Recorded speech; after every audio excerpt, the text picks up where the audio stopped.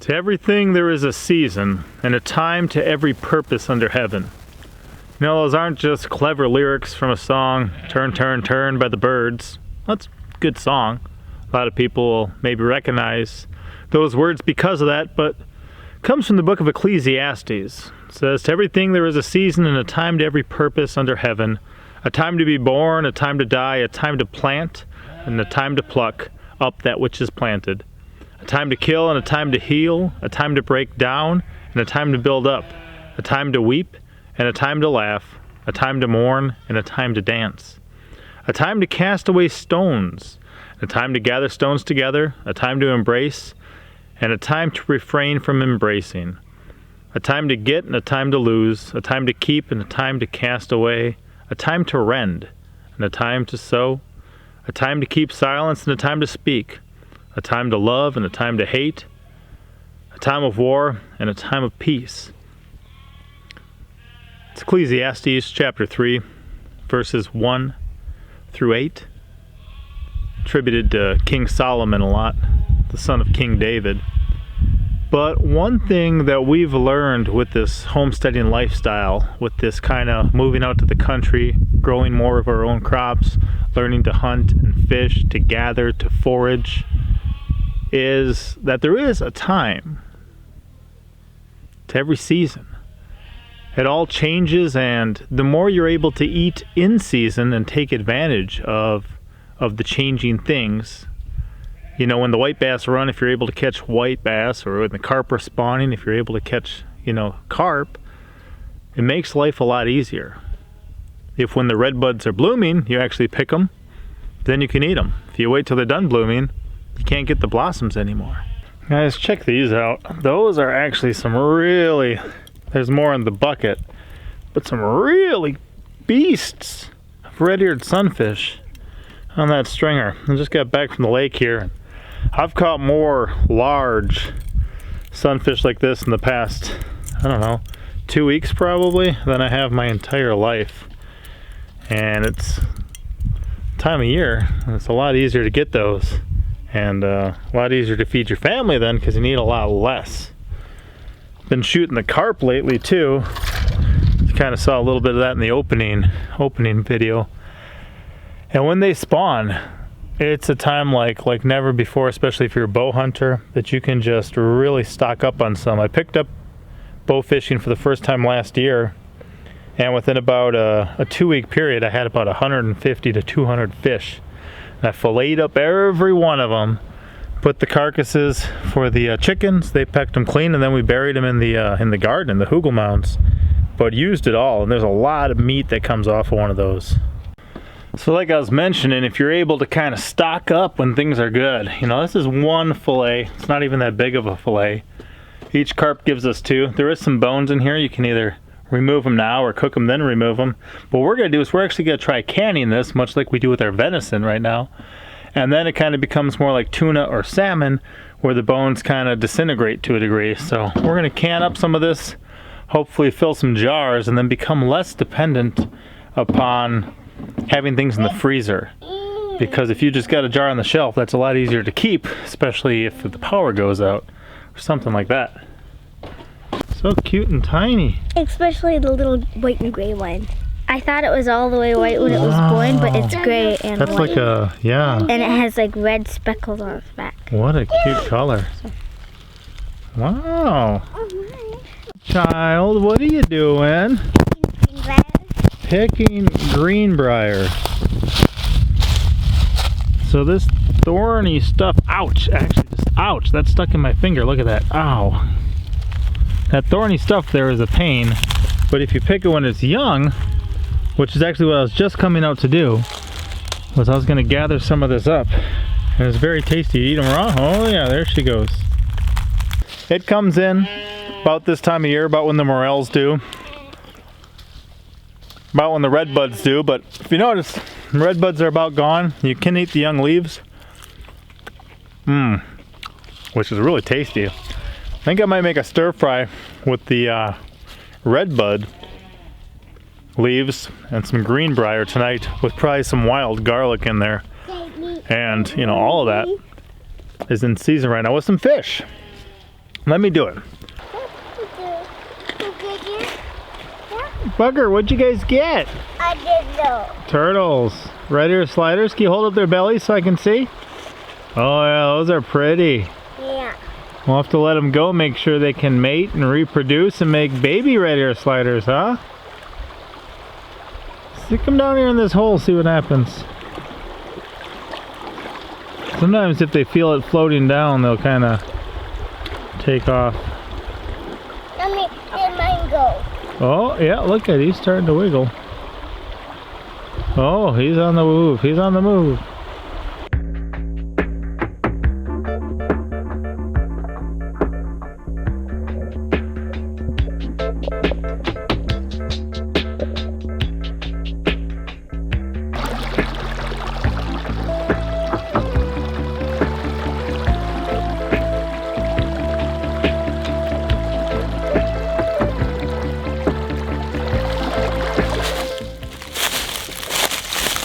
Another wild edible we happen to have on our land is this stuff. I'm not sure if you're familiar with it. You throw it, it sticks like it did there to my shirt. We always called it stickweed as a kid. I would use it for playing tag because then it would keep people honest. A really interesting looking plant, but like I said, incredible sticking capabilities. Right, Bugger? Stickweed? Yeah. But one thing I didn't know about cleaver until recently was one, that it was called cleaver and not stickweed, and two, obviously it's covered with all those grabby guys, which doesn't exactly feel good, so it's not the most palatable, but it's another cool wild edible that we have in our area.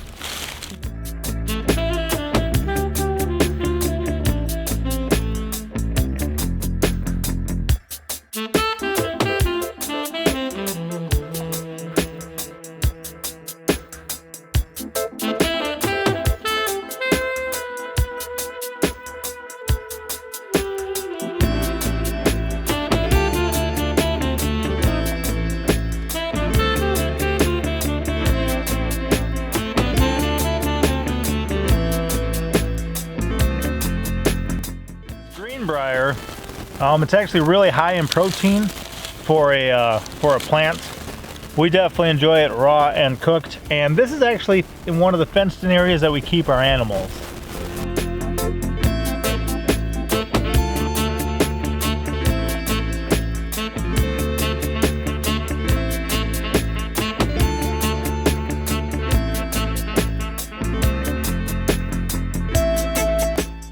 So, That's one, Papa. oh, she does? Yeah, she wants to munch on one. Hey, baby, take one. She was just munching on some, Nibble on one. what is it called, bergamot in the garden? Is that what it's called? No, No. take a little bite. You want to snap her off one? And Hand she it back. ate it all. I heard her munching it all up. She's Lemon happy. balm? No, those ones, those new bunches you just got recently. They look really pretty. They kind of look like the stuff that you touch and it'll close up. Oh, Burnett. Burnett. Okay. Ah, yeah, the salad green. So I was thinking, get some wild garlics here, get some redbud leaves, and some greenbrier. You want to pick that in from us? Tip, middle. There Here? you go. Yeah. We don't want to eat it in from. And then I'll deep fry that fish after I fillet it. I'll make them up. Oh, nice. That sounds delicious. Can't wait for So dinner. a while ago we were talking about how our lifestyle, our diet had changed. And Yeah. you mentioned kind of eating in season. What are some of your thoughts about eating in season? I think that sounds great. I love the just the wild edibles in season is really exciting for me to, have the morel mushrooms out, and just be able to go search for those, and even getting these is just awesome. I mean, if you don't have asparagus ready, this is definitely something to go look for. And I mean, It's everywhere. You don't have to put any fertilizer, no any kind of pesticide, insecticides, like they just grow awesome. So it's really a good thing to look for if you're looking for some good greens. well, I think too, like, I would not like this plant at all. It's just a viney thorn that constantly rips my skin open. But now that I know it's edible, Yeah. now I really like it. I mean, you don't have to do any work for it either. That's the best. You just go pick it when it's ready, besides kind of cutting down, trimming it down in the wintertime so the shoots, you get all these nice new shoots. It's awesome. And it's so easy a 2-year-old could do it, right, Bugger? Yeah. Right? He knows how to do it. I'm gonna clean those fish and get some of this going. All right, sounds good, Dad.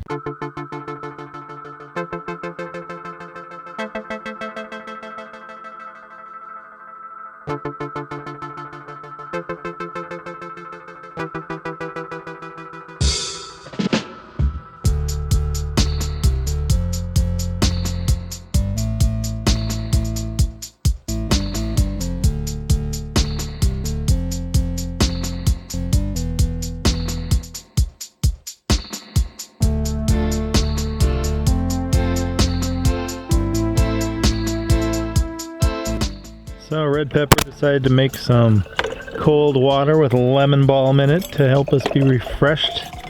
It's kind of a cool day, but it's nice out here in the sun.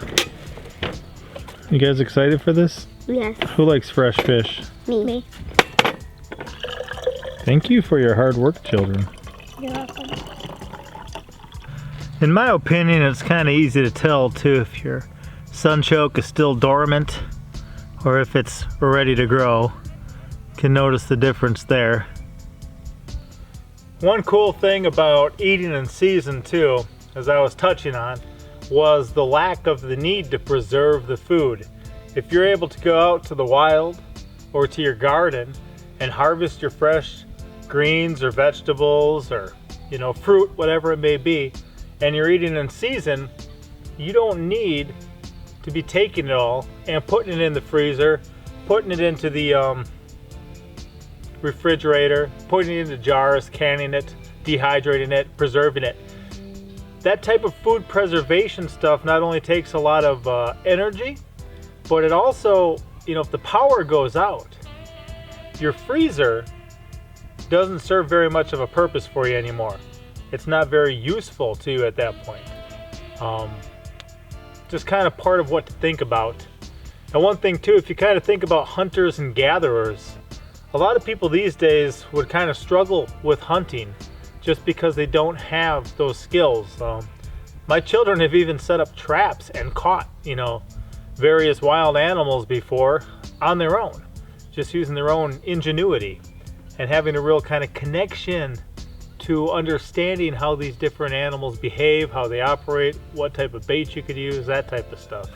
So if we have those things that we can be thankful for in the midst of this kind of worldwide crisis that we're in, one of them is going to be that people are kind of waking up to the frailty of the structure of our society at this moment and kind of the foolishness, or at least the danger, of being so dependent upon others for things like the necessities of life, even when it comes to food. It's sad that there's places that are now saying, garden seeds, by order of the whoever's in charge, around their governor or whatever, like Walmarts or other stores aren't even allowed to sell garden seeds because they consider that to be a non-essential item. And I would reason it's a really sad day and age when people would think that processed foods, being able to get your enriched white bread, is an essential, and being able to grow your own food is not. You see, people could pick up a packet of seeds and they could plant that and they could save their own seeds and they could never need to buy that food again. And there's a lot more wisdom in that. And as we think about food storage, even with those sunchokes, I know people who just leave them in for the whole winter. People do that with their carrots too, where you only dig up what you need. That way you don't have to pull them out and store them. And they're kind of always there for that part of the year. Right now we've got a lot of greens coming to life, a lot of wild edibles coming to life. Things like this, even in our garden. This is hops. So this is a young hops vine. Vines kind of got these bristly little things that they grip on with, where a vine has tendrils. But these are only available for part of the year. They kind of taste a bit like green beans. And this is the season in which I can enjoy eating hops vines right here on my own property.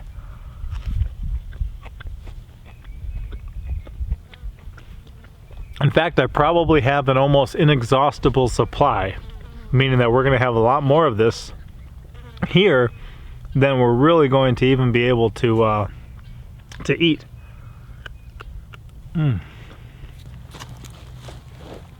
So I think even with electricity and stuff, we were discussing this recently, and sometimes in the evening what I've begun doing is just actually lighting a kerosene lantern, shutting off the rest of the lights, and then reading scripture to my family in the evening like that to help us unwind, rather than having these big bright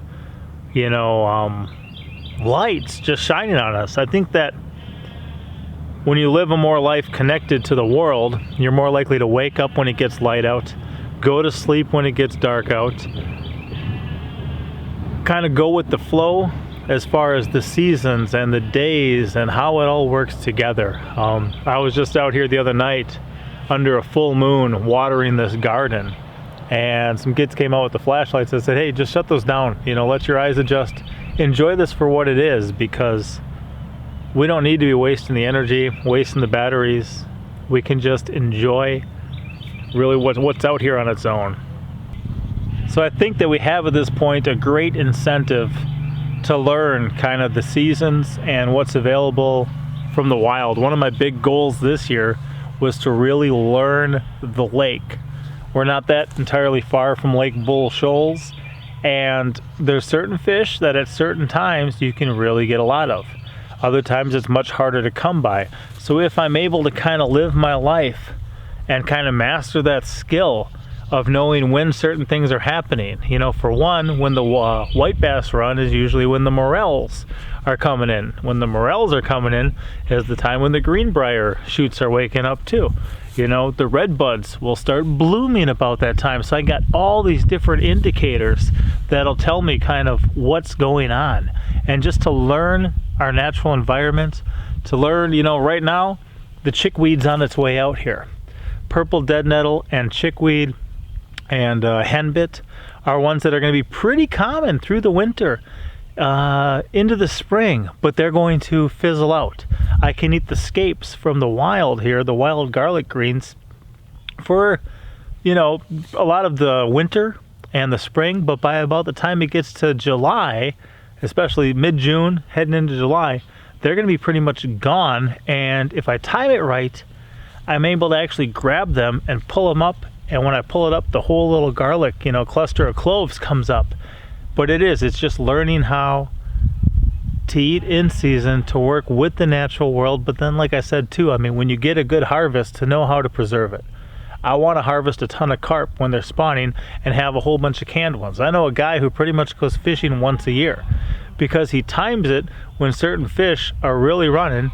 He gets as much as he needs for the year, and then he preserves them, and that's crossed off his list. I think there's wisdom in that. Now, we enjoy it too as a hobby, but when we're able to get the most bang for our buck, that's the best time that you're going to be able to invest in in doing an activity. So right now we're getting those big sunfish like crazy, so we'll store some up. Right now the carp are starting to spawn, and then the suckers will be running too. The suckers, I plan on pickling a bunch of those. I plan on working on these different things, mastering these skills, really learning the world around me, and figuring out how to have that season. Another thing, I talked about storage a little bit earlier, and how you can store some things in the ground. It's also succession sowing. If you have something that's a short crop, say radishes, there's certain radishes that work better in winter, some that do fine in summer, but there's something where you're only going to have about 4 to 6 weeks pretty much from the time you plant to the time you harvest.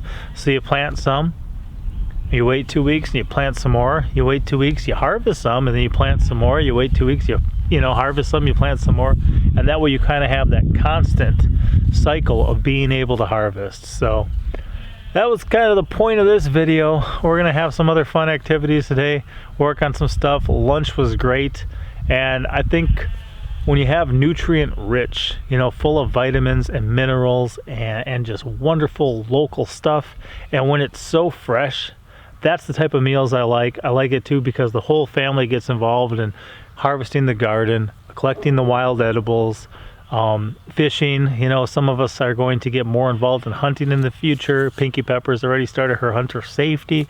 You know, she wants to be able to head out there and harvest deer and do things like that and help the family out. And I think that's just fantastic. So I'll see you next time. Papa out. Pinky, what are you doing out there? Marking the dogwood trees and the redbuds. So she's marking the redbuds and the dogwoods. You can see up there all those white flowers, because this is the perfect season to do that, right? Yeah. Yep, when you can see their flowers and tell who they are and you mark them, then as you kind of thin your forest and figure out what you actually want growing, you make sure that you don't cut down those. And dogwoods are one that kind of prefer a bit of shade anyway, so we'll leave some taller ones around it, but this one's more of a pretty one. And the redbud's more of an edible one, so we're marking those right now to make sure we know where they are. And this is the season for that.